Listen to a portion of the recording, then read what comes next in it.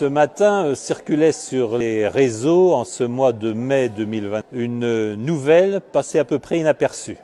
Une grande banque nord-américaine demande dorénavant à ses clients de justifier tout leur retrait d'espèces.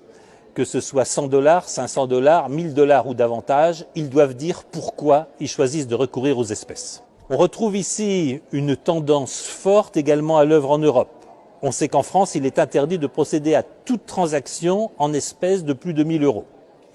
On sait qu'un certain nombre d'établissements bancaires, dès qu'ils sont confrontés à des retraits supérieurs à 1000 ou 2000 € dans le mois, demandent à leurs clients de les justifier. La guerre aux espèces a commencé. Elle se traduit aussi par la suppression des guichets bancaires. Essayez de trouver un guichet de retrait d'espèces ouvert à Bruxelles et vous m'en direz des nouvelles. Tout ceci s'exerce sous la pression des banques centrales qui veulent réaliser la monnaie digitale de banque centrale. Tout ceci se réalise sous la pression d'une planète numérique et digitale qui souhaite que tous les paiements soient désormais exercés par voie numérique, ce qui aura de graves conséquences.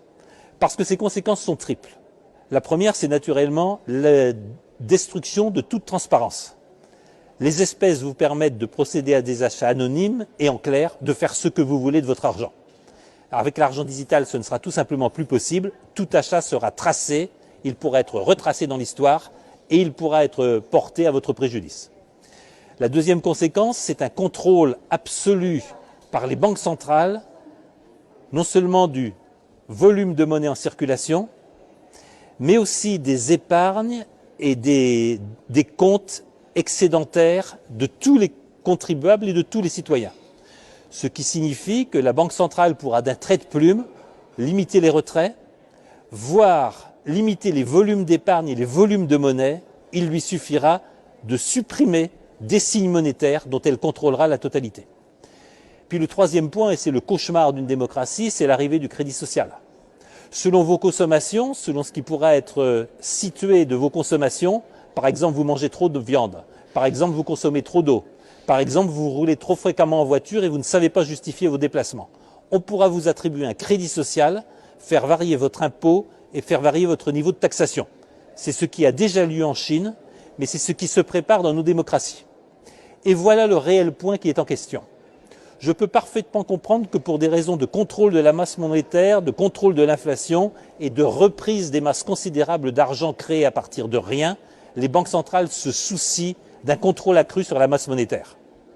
Je peux le comprendre, mais nous devons voir que ce sont nos démocraties qui sont en danger en adoptant des systèmes et des éléments techniques qui sont aujourd'hui le propre des régimes totalitaires.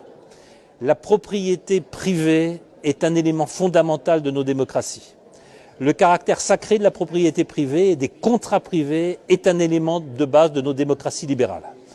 Tout doucement, sous l'égide du numérique, sous l'égide de la transition écologique, sous l'égide de glissements présentés au nom des meilleures intentions, nous sommes en train d'abolir les différences qui séparent nos démocraties des régimes totalitaires.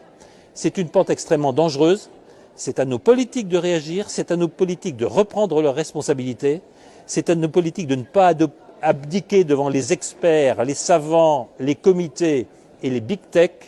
Si nous ne prenons pas le contrôle des techniques digitales, numériques et de l'intelligence artificielle, ce sont ces techniques qui gouverneront nos sociétés, qui décideront de notre épargne, de nos moyens de consommer et de vivre, et c'en sera fini de nos sociétés libérales.